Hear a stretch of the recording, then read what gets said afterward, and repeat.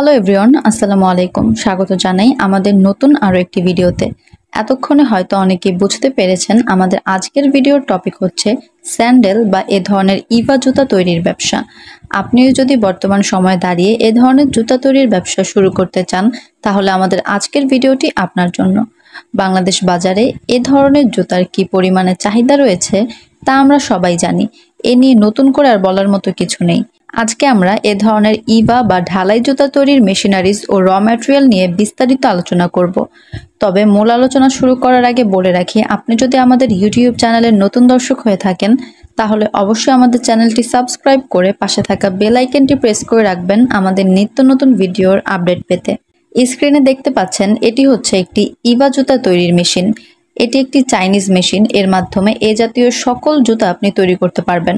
মূলত ডাইসের উপর ডিপেন্ড করে এই জুতাগুলো বিভিন্ন ডিজাইনের করতে পারেন এবং র ম্যাটেরিয়ালের উপর বেস করে ভিন্ন ভিন্ন কালারের করতে পারেন। এ ধরনের মেশিনগুলো আপনি প্রায় 24 ঘন্টায় চালাতে পারেন। সেক্ষেত্রে আপনি হিউজ প্রোডাকশন পাবেন। মিনিমাম 80 থেকে 90 ডজন জুতা তৈরি করতে পারবেন। এছাড়া যদি 12 ঘন্টা মেশিনটি অপারেট করেন তাহলে মিনিমাম 50 থেকে 55 ডজন জুতা তৈরি করতে পারবেন। এই মেশিনটি প্রোডাকশনে একজন মাত্র ব্যক্তি কাজ করতে পারবে, অর্থাৎ একসাথে 2-3 জন শ্রমিকের কোনো দরকার নেই। তবে 24 ঘন্টা অপারেট করলে সেক্ষেত্রে শিফট ডিভাইস করে কাজ করতে পারেন। আবার দেখা যায় যদি এ ধরনের ইভা জুতার উপর আপনি স্ক্রিন প্রিন্ট করেন বা প্যাকেজিং করেন সেক্ষেত্রে আলাদা একজন লোক রাখতে পারেন, সে শুধু প্যাকেজিং এবং স্ক্রিন প্রিন্টের কাজগুলো করতে পারে। এটি একটি পিএলসি কন্ট্রোল সিস্টেমের একটি মেশিন। এর ওয়েট প্রায় 4000 কেজির বেশি। মেশিনটির মেকিং ডাইস নিয়ে যদি কথা বলি তাহলে একসাথে কয় জোড়া করে জুতা তৈরি হবে তা আপনি নিজ প্রয়োজন বা বাজেটের উপর বেস করে কাস্টমাইজ করে নিতে পারেন। কেননা এ ধরনের মেশিনগুলোতে ডাইসের দামই সব থেকে বেশি থাকে বা ডাইসটাই বেশি এক্সপেন্সিভ থাকে। একটি মেশিনে আপনি প্রায় 4 জোড়া, 6 জোড়া, 8 জোড়া এভাবে বিভিন্ন ডিজাইনের বা বিভিন্ন ডাইসের জুতা তৈরি করতে পারেন। এবার র ম্যাটেরিয়াল অর্থাৎ জুতা তৈরির এ ধরনের কেমিক্যাল বা দানা নিয়ে আলোচনা করা যাক। ভিডিও স্ক্রিনে দেখতে পাচ্ছেন এ ধরনের দানা দিয়েই ঢালাই জুতা বা ইভা জুতাগুলো তৈরি করা হয়।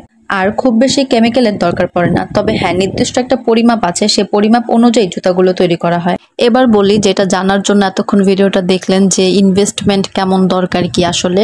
যদি সত্যি কথা বলি, এই ধরনের বিজনেসগুলো 2-4 লাখ টাকা আপনি শুরু করবেন এটা যদি আপনি ভেবে থাকেন তাহলে অবশ্যই ইভা বা এই ধরনের ঢালাই জুতা তৈরি করার বিজনেসটা আপনার জন্য নয়। কারণ এই মেশিনগুলো চাইনিজ এবং এই ডাইসগুলোর প্রচুর দাম।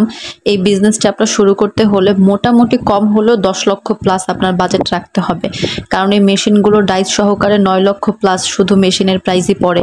এরপর আপনার এই মেশিনটি পরিচালনা করতে 440 ইলেকট্রিক লাইন লাগবে, এরপর র ম্যাটেরিয়াল লাগবে, গোডাউন লাগবে। সেক্ষেত্রে বুঝতে পারছেন আপনার ভালো একটা অ্যামাউন্টের ইনভেস্টমেন্ট লাগবে। এরপর আপনি বিজনেসটি শুরু করতে পারেন।